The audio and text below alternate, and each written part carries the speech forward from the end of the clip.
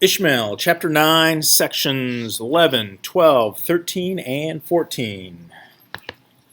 In the previous map, I went to the trouble of laying down hundreds of dots to represent lever peoples living in the Mideast when your agricultural revolution began.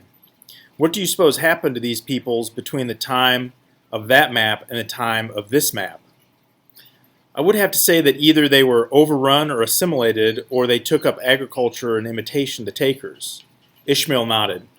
Doubtless many of these peoples had their own tales to tell of this revolution, their own ways of explaining how these people from the Fertile Crescent came to be the way they were.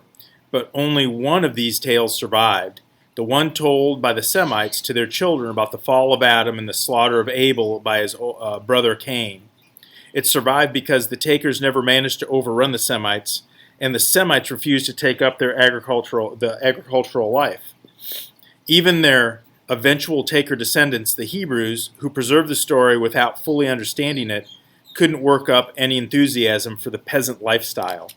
And this is how it happened that, with the spread of Christianity in the Old Testament, the takers came to adopt as their own a story an enemy once told to denounce them. So we come again to this question.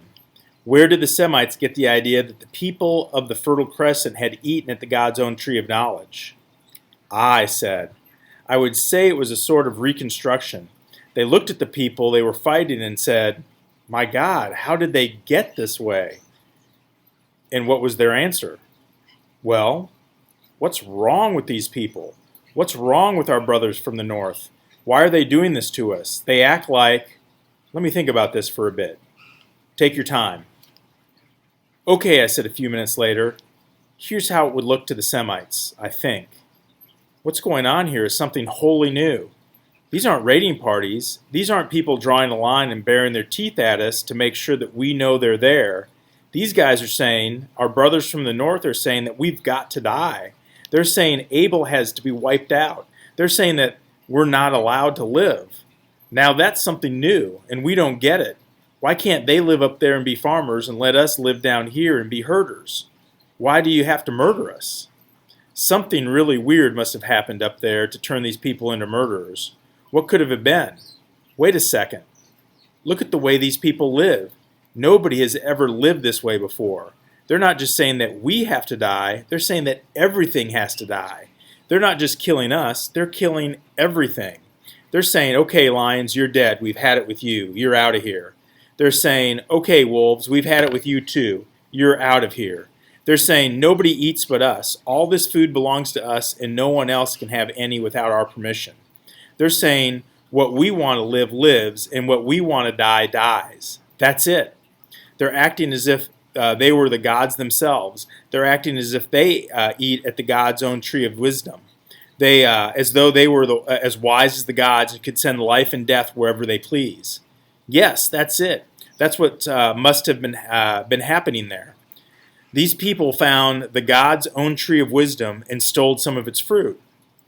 Aha, right. These people are an accursed people. You can see that right off the bat. When the gods found out what they'd done, they said, okay, you wretched people, that's it for you. We're not taking care of you anymore. You're out. We banish you from the garden. From now on, instead of living on our bounty, you can wrest your food from the ground by the sweat of your brows. And that's how these accursed tillers of the soil came to be hunting us down and watering their fields with our blood. When I finished, I saw that Ishmael was putting his hands together in mute applause. I replied with a smirk and a modest nod. One of the clearest indications that these two stories were not authored by your cultural ancestors is the fact that agriculture is not portrayed as a desirable choice, freely made, but rather as a curse. It was literally inconceivable to the authors of these stories that anyone would prefer to live by the sweat of his brow. So the question they asked themselves was not, why did these people adopt this toilsome lifestyle? It was, what terrible misdeed did these people commit to deserve such a punishment? What have they done to make the gods withhold from them the bounty that enables the rest of us to live a carefree life? Yes, that's obvious now.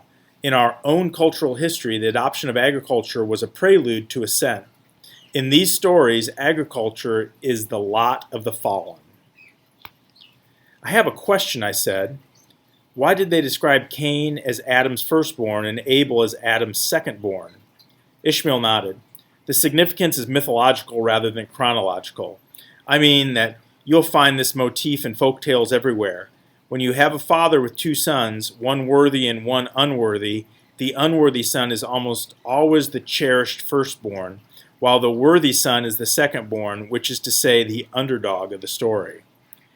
Okay, but why would they think of themselves descendants of Adam at all? You must have confused metaphorical thinking with biological thinking. The Semites didn't think Adam is their biological ancestor. How do you know that? Ishmael thought for a moment. Do you know what Adam means in Hebrew? We can't know the name the Semites gave him, but presumably it had the same meaning.